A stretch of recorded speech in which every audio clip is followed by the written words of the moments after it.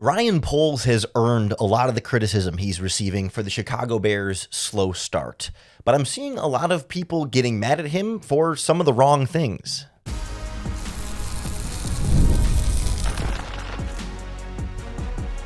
You are Locked On Bears, your daily Chicago Bears podcast. Part of the Locked On Podcast Network, your team every day. This is Locked On Bears, and I'm your host, Lauren Cox. I'm here to bring you your daily, in-depth Chicago Bears news and analysis. You can follow me on Twitter at CoxSports1, and you can follow the podcast at Locked On Bears on TikTok, Instagram, Facebook, Twitter, and the Locked On Bears YouTube channel, where you can keep up with all of our video podcasts as well. Thanks for making Locked On Bears your first listen today. We're part of the Locked On Podcast Network, your team every day. Today's episode is brought to you by Mazda. Like the players, Mazda sweats every detail because when you make every move count, pulling off the unexpected is only the beginning. Stay tuned for highlights of this week's Moving the Game Forward. Mazda, move and be moved. On the show today, we're going to take a look at Ryan Poles' culpability for the Chicago Bears' slow start. How much of it is general manager not giving coaching staff enough talent versus coaching staff still getting up to speed with that talent and the talent still learning systems, and some of this being a natural slowdown. And I kind of want to use this as an evaluation of the general manager so far, and where I think some of the criticism has been misdirected. I think he deserves a lot of criticism. This is not a defend Ryan Poles podcast. I just think sometimes we're getting mad about the wrong things. It's like, no, you should be blaming him for this stuff, not that stuff.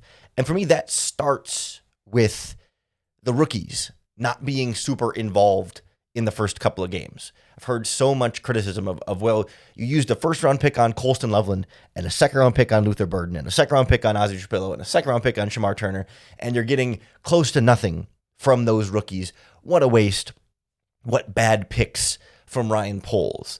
Right? How could you use a first-round pick on a tight end when you had other needs on the roster at left tackle and along the defensive line, and maybe some secondary depth, right? And a wide receiver too. You didn't need a wide receiver. Like, they should have drafted more for need at those positions instead of trying to take the swing for the fences, developmental weapon type picks there. And that to me is a little bit short-sighted in terms of criticism and missing the bigger issues behind it. Because first and foremost, it has been 2 weeks, and we are not going to grade rookies on 2 weeks and grade a draft class on 2 games of performances. We heard Ben Johnson talk this week about how he kind of knew that for the Vikings game plan, tight end's not going to be a big factor there. Like, they ultimately, the Bears' job is to try and win these games, not just to try and get young players involved. And of course, getting young players involved can help you win games, but I think part of it is just a natural, like, hey, some game plans are not going to feature the tight end as much. We also knew that both of these players were injured during OTAs and minicamp, so we've been saying all along that we should expect maybe a slower start to their careers. And then also, I think it's really easy to play the game of, well, you should have done something different because different would be better than what you have right now.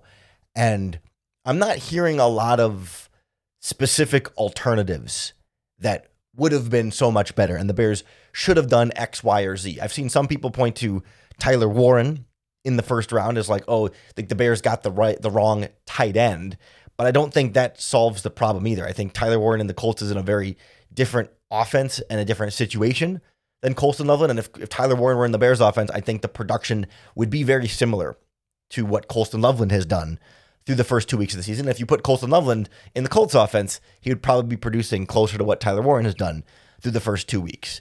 And so I'm just left kind of wondering, like, what should Ryan Poles have done instead? There's a lot he's done wrong, and we'll talk about that in a moment here. But the draft pick thing is the thing that's really been vocal in Bears media and on social media, and the thing that I think is the most off target here. Like, you look back at the first round this year. Yeah, people say, well, the Bears needed a left tackle and they needed a pass rusher. Where were you going to find that with the 10th overall pick? Because I think in hindsight, if you'd stayed at 10 and taken Mykel Williams, the pass rusher from Georgia who went 11 to the 49ers, I think a lot of Bears fans would have been complaining about, oh, why did you reach for a pass rusher? Why didn't you take best player available, because now through 2 games, Michael Williams has no sacks and very low production for the 49ers. That's looking like a little bit of a questionable pick for them. Again, just like it's way too early to say that Loveland is a questionable pick for the Bears, it's too early to say that Williams is a questionable pick for the 49ers, but it's not like there was instant pass rush sitting there at 10 that you chose not to take. Like, would you rather have Shamar Stewart of the Bengals, who held out throughout a bunch of training camp and has been a little bit of a headache, and then, of course, a slower start for them there? Otherwise, you go all the way down to the Falcons, took James Pierce at 26. He's someone I advocated for with the 10th overall pick, and he's looked good, but there were some real off-the-field concerns for them, and people were surprised when the Falcons traded back up into the first round to get James Pierce, so it wasn't like there was this obvious pass rusher sitting there. And then as far as offensive tackles go, they were all off the board before the Bears picked at 10. Membu was gone. Kelvin Banks was gone. Obviously, at the very top of the draft, they never really had a shot at getting kind of the prize pick there in Will Campbell. So then from there, it was a bunch of guards that went after the Bears pick. Tyler Booker goes to the Cowboys at 12. He's a guard. Gray Zabel goes to the Seahawks at 18. He's a guard. So your next offensive tackle, Donovan Jackson, goes to the Vikings at 24. He's a guard. So your next offensive tackle was Josh Connerly at 29 to the Commanders. And that would have been a massive reach for the Bears with a 10th overall pick. Or Josh Simmons to the Chiefs with the 32nd overall pick. Like, there was not a viable alternative that was like clearly going to fix the Bears' problems with that 10th overall pick. And you can start to do the same game in the second round here. It's like, okay, they go Luther Burden at 39. They just missed out on a couple offensive linemen picked before them. There's not a ton of like super productive, great pass rushers that were sitting there. Donovan Ezeriku, who went to the Cowboys, or JT Tuimoloau, the defensive lineman for the Colts. Like, your best bet would be Ariante Ursary, the left tackle for the Texans, who got pretty embarrassed early in week 2 last night on Monday Night Football as we're recording this podcast. Like, it's easy to say, well, you should have taken different players, but there's not like clearly this much better alternative player that would be coming in and playing so much better than what the Bears actually have right now. Like, at the end of the day, these are rookies, and this is not a Bears team that had a bunch of holes that could all be filled by rookies. It tends to be the worst teams that have to plug a bunch of rookies into the starting lineup, and being able to have Ozzie Trapillo and Karan Amagaji as healthy scratches is a reflection of Ryan Poles adding more offensive line depth and being able to develop a player like Theo Benedette, and to have Luke Newman playing well as a 6th-round guard as a backup in there. Like, not to say that there aren't very real offensive line concerns that we'll talk about in a second, but it's not as though Ozzie Trapillo is just so bad that the Bears have nothing and he's still a healthy scratch. Like, they've got better depth on the offensive line. Still questions, but better depth. And same thing on the defensive line. When you've got Grady Jarrett and Javon Dexter and Andrew Billings, like, those are 3 starting caliber defensive tackles, plus Chris Williams, who you traded for, and Shamar Turner missed all of training camp in the preseason. Like, you could criticize Ryan Poles for drafting Loveland with a known injury, but like, they didn't know Burden would have a soft tissue thing. They didn't know Turner would have whatever injury he was popping up with. Like, this is all, this rookie class so far is fairly reasonably explainable. And a lot of it's just been injury luck with Zay Frazier you can throw in there as well, that I'm willing to say, hey, let's give the rookie class more than 2 games before we criticize Ryan Poles for it, because Poles has generally done pretty well in the first couple of rounds of the draft, and that's what matters the most. We'll get into some of that history here in a little bit too. But instead, I think we're not getting enough anger towards the real issues here to be critical of Ryan Poles toward the draft class and the Loveland Burden stuff. That should work itself out. And I'm pretty confident in those 2 guys being good and that being sound draft strategy to take them. What's not so sound has been the approaches to the offensive and defensive lines. And these are problems that we saw coming and still weren't properly addressed. So we'll take a look at where Ryan Poles definitely deserves a lot of the blame for the lack of consistency in the trenches next on Locked On Bears. This episode of Locked On Bears is brought to you by Mazda's Moving the Game Forward. For those who believe it's not just about playing the game, it's about redefining it.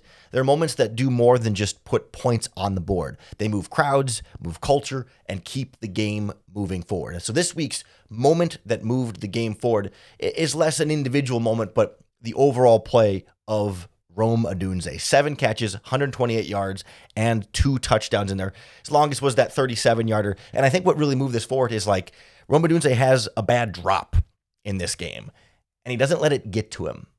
He keeps the confidence high, keeps rolling forward, and comes back and makes big catch after big catch, contested catches throughout contact, making those big plays for this Bears team. And see, when you follow what moves you, the unexpected is only the beginning. And just like there's more to every highlight, there's more to a Mazda vehicle. Mazda, move and be moved. Locked On Bears is also brought to you by Gametime, the best way to get tickets for all of your favorite live events. The NFL season is back, and honestly, there's nothing better than being in the stadium, surrounded by fans, cheering on your team. But let's be honest, getting tickets can be a hassle between queues and login screens and prices jumping at checkout.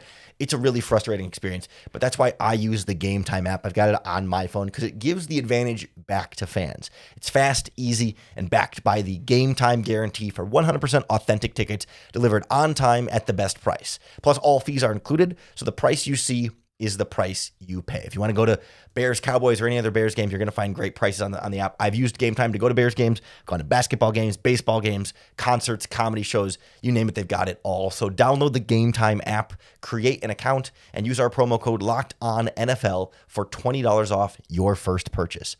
Terms apply. Again, that's promo code LOCKEDONNFL for $20 off. Swipe, tap, ticket, go. Download Gametime today.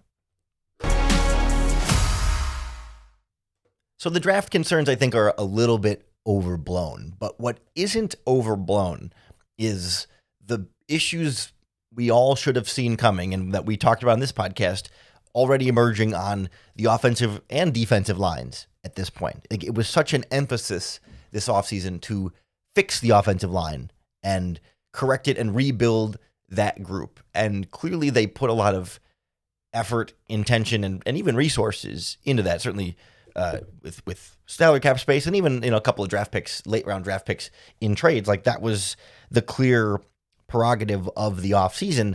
And we're 2 weeks into the season still with offensive line issues. And it's one thing when something goes wrong that you couldn't have accounted for. Like the Bears didn't go through the offseason planning on Jalen Johnson missing the rest of the missing pretty much all the season with this groin injury, right? Like that's one thing that in March Ryan Poles isn't planning on the idea that Jalen Johnson might miss the whole year. So like you can have some things that go wrong that you just can't be fully prepared for. But with someone like Jonah Jackson coming in and struggling from the get-go, after struggling with the Rams the year before and struggling a little bit with the Lions before he was even traded to the Rams. Like there was always some awareness that this was a possibility. The hope, the goal, maybe even the expectation was that Jackson would be better with the Bears than he was last year. And certainly the jury is not out on what Jonah Jackson will still be this season, but it's been a slow start. And that's been one of the factors.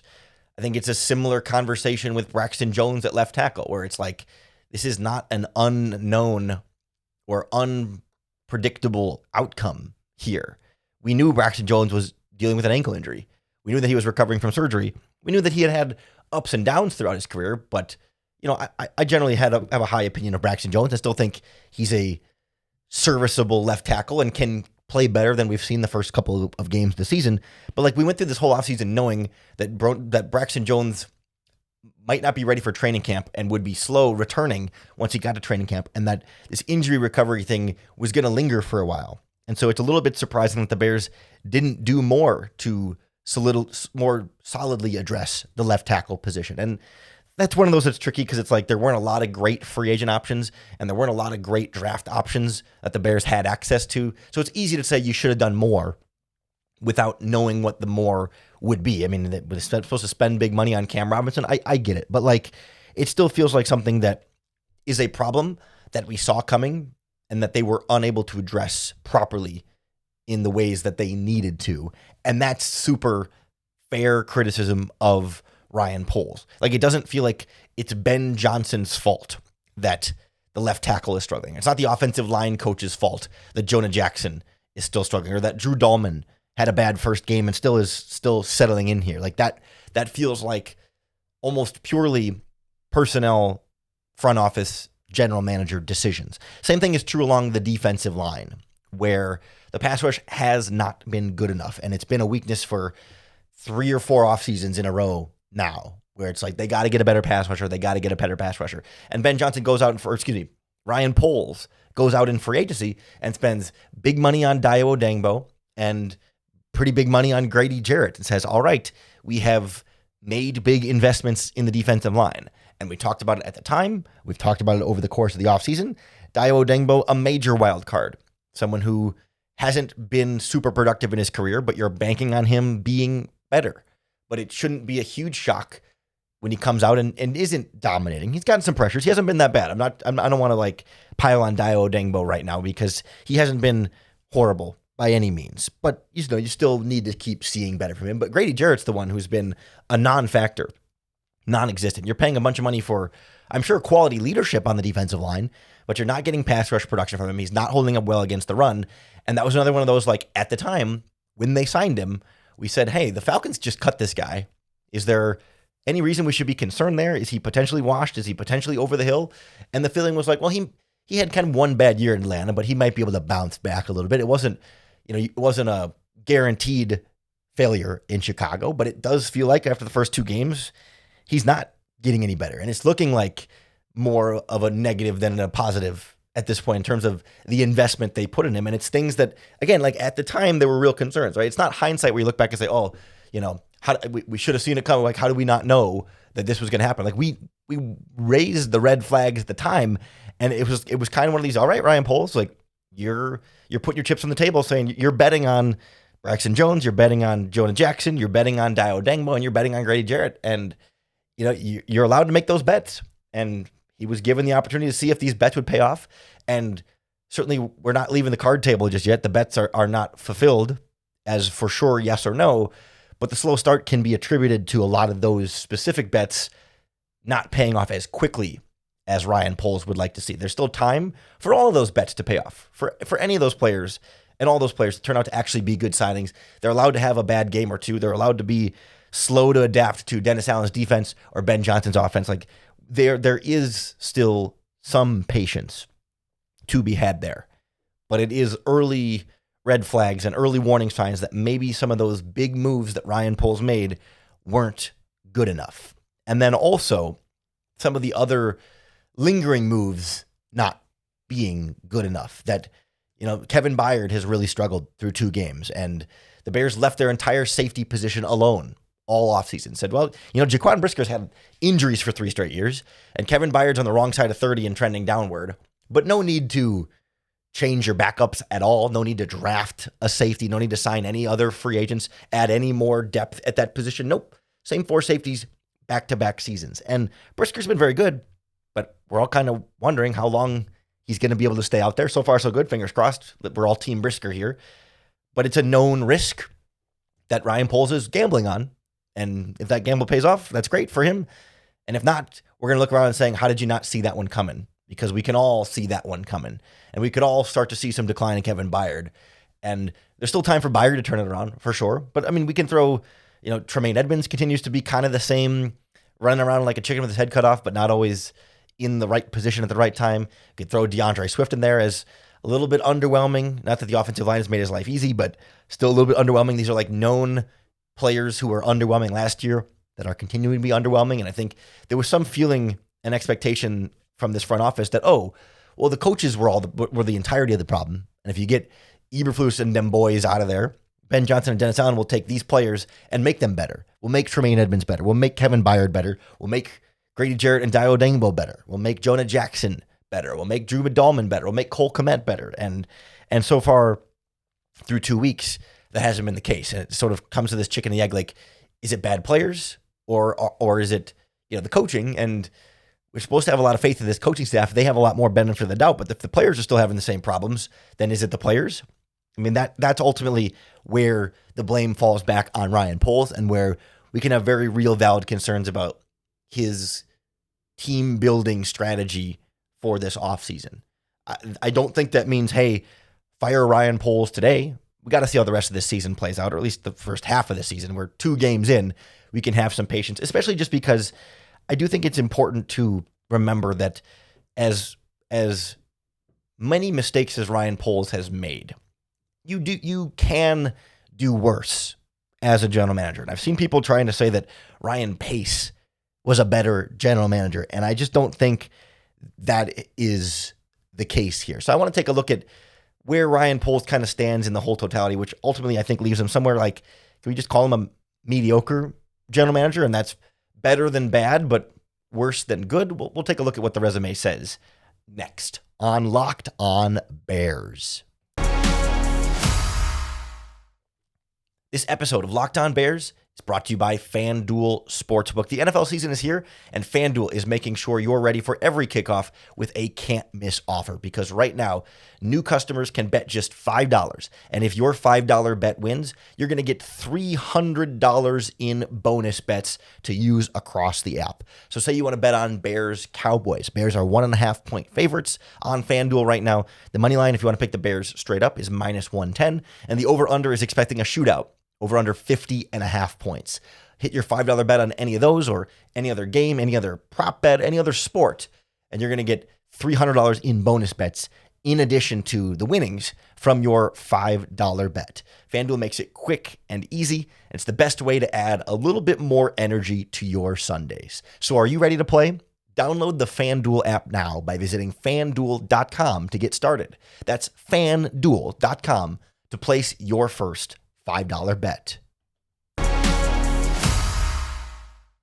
So Ryan Poles has made a lot of mistakes and might not be the best interest of the Chicago Bears as a long-term general manager here. Don't get me wrong. Like, there's still a reality here where Ryan Poles can get fired at some point. Like, I'm not coming on here to be the Ryan Poles defender and team Poles. I am coming on here to try and apply more nuance to the conversation that has just devolved to Ryan Poles is a terrible GM who can't do anything right. And that's not the case either. He's made a lot of mistakes, more mistakes than he should. And if his gambles from this offseason don't pay off, then he probably will deserve to be fired. We talk about the guys we just talked about, right? Jared and Odengbo and Jonah Jackson and even Luther Burden and Colston Loveland in the draft can be a little bit of gambles there, right? All these things, his chips are in the center of the table, and these moves have to work. And if they don't, it could cost him his job. But that being said, the grass is always greener with a different general manager until it's not. And you get somebody who makes more mistakes than Ryan Poles or doesn't do the things that Ryan Poles has done well. Like I saw a tweet, I don't remember who it was, so I don't mean to call somebody out intentionally or this is not a shot at the person because I legitimately don't remember who had tweeted it out, but they were comparing Ryan Poles and Ryan Pace and mentioning how, Ryan Pace, the Bears' last general manager in the draft, hit on a bunch of 4th and 5th round picks. He had, what was it? Khalil Herbert in the 6th round. He had Darnell Mooney in the 5th round, and Eddie Jackson was a 4th round pick. Tariq Cohen was a 4th round pick. Bilal Nichols was a 5th round pick. He found all these gems. What a great general manager Ryan Pace was. And we forget that, plenty of free agent misses in Ryan Pace. We're not going to rehash Ryan Pace's whole resume here, but plenty of free agent misses, but also just not nearly good enough at the top of the draft, which is the stuff that actually is important. Getting, the Mitch Trubisky pick wrong and Leonard Floyd not really panning out the way the Bears wanted it to, or James Daniels or Anthony Miller, Adam Shaheen. How many Bears second round picks under Ryan Pace first and second round picks did not get second contracts or were out of the team within 5 or 6 years? It was very clearly a lot of mistakes from Ryan Pace, plus real major salary cap issues with a bunch of money getting pushed off in the future. And of course, trades that didn't pan out. Ryan Pace is not the example you want to use for general managers here. But I think it's important that in that conversation, we acknowledge that Ryan Poles has generally done really well in the 1st and 2nd rounds. And that's what's most important. 3rd and 4th round picks, bad. And that is important. It's not just to say that, those are no big deal because of 3rd and 4th round picks. I think generally 5th, 6th, and 7th round picks, we can say no big deal. No one gets 5th, 6th, and 7th round picks right very often. So you can't really criticize a GM for those picks. The 3rd and 4th rounders with Zach Pickens and Tyler Scott and Velus Jones and Torrey Taylor, Karan Amagaji, valid criticism for sure. But the most important thing a general manager has to do is hit on 1st and 2nd round picks. And I think generally we can say Kyler Gordon, major hit. Jaquan Brisker is a hit when healthy. That's a good draft pick. Darnell Wright, looks like a really solid right tackle. Jervon Dexter growing into his own as a defensive tackle. Still very early. We're in year 3 for him and Tyreek Stevenson. Maybe Stevenson, not a strong hit at this point. I'm still willing to say, hey, it's early. He's still developing, but I'm willing to hear you out on Stevenson. Although, to be fair, has been a 3-year starter as a second-round pick. Maybe a below-average 3-year starter, but a 3-year starter, not a complete bust by any means. Rome Odunze looks like a stud, future number 1 wide receiver. Colson Love and Luther Burden, jury's still out. And then we come back to Caleb Williams. And that's ultimately what this is all going to come down to when we judge Ryan Poles. Like, if Caleb Williams and Ben Johnson prove to be the right picks at head coach and quarterback, then Ryan Poles' job will be safe. And he wins when it's all said and done. Like, I lied. Earlier I said the most important thing a general manager has to do is hit your first and second round picks. That's not true. The most important thing a general manager has to do is hire the right head coach and find the right quarterbacks. So then third most important thing is those first and second round picks. But like, find the right coach and quarterback are the most important things a general manager has to do. And we don't know whether Ryan Poles has or has not done that definitively yet, but that will determine his fate ultimately. I mean, like, yes, he did good things with the DJ Moore trade and trading down from the number 1 pick, like absolutely a great haul there. Joe Tooney trade seems like a good thing. Like, there are moves he has done that have been good in addition to the moves he's done, like Chase Claypool, that have been bad. But ultimately, this is a 100% is Caleb Williams the right quarterback? And is Ben Johnson the right head coach? And specifically, are those things true for the Chicago Bears? Because it doesn't even matter, like, if, say, Caleb Williams leaves the Chicago Bears in a few seasons and then goes to another team and is good, like, that won't save Ryan Poles' job. Like, the players and the coach have to be good for the Bears. Like, same thing if Ben Johnson doesn't work out here but then gets hired somewhere else and turns out to be a good coach, Ryan Poles would be right, but not enough to save his job. Ryan Poles' job will depend 100% on, is Caleb Williams the right quarterback? Is Ben Johnson the right head coach? And everything else can get swept under the rug. You can miss on free agents. You can miss on 3rd and 4th round picks. You can miss on trades. If you get the quarterback and the head coach correct, you're going to ride it as long as those two guys do. That's what that affords you in the NFL. And that means there could still be some more frustrations along the way. But I do think it's also easy to assume, we do this with coaches too, but general managers as well, that they are static figures. That we don't account for the possibility of general managers and head coaches learning from their mistakes, and they develop and get better. And I get that we're in Ryan Poles' 4th year as a general manager. So at some point you start to wonder if he is what it is. And there's certainly some concerning things in those reports from Tyler Dunn of Go Long Football about some of the ways that Ryan Poles handles the draft room in the front office, that, I'm sure there's some real credibility to some of that stuff. I'm not here to say Poles is a good GM or a perfect GM or going to all of a sudden become worlds better. But I think he's mediocre. And if you get the head coach and quarterback right with a mediocre GM, you can do a lot of winning. But the mediocre GM has to luck into the head coach and the quarterback being right. And so that's ultimately where the Bears' future holds, and why, like, every move and every decision should be about Caleb Williams and Ben Johnson, right? Every draft pick, every free agent signing, every trade is like, is this making Ben Johnson? I mean, is this making Caleb Williams better? Like, same thing with people are talking about, like, should they bench Braxton Jones and put in Theo Bernadette or put in Ozzie Trapillo? Like, just let the young guy go out there and work through it. It's like, what's going to be best for Caleb Williams?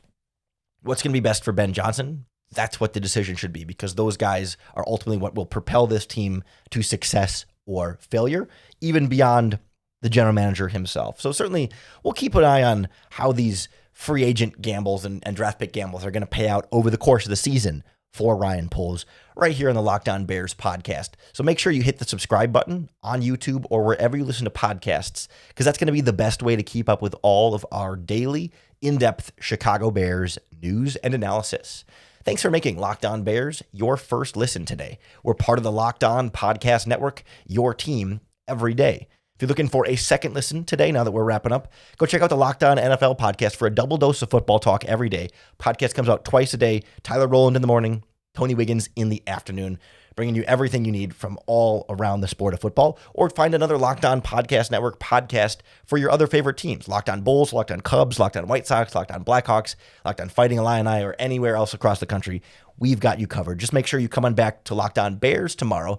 Make us your first listen once again for Crossover Thursday and another opportunity to bear down.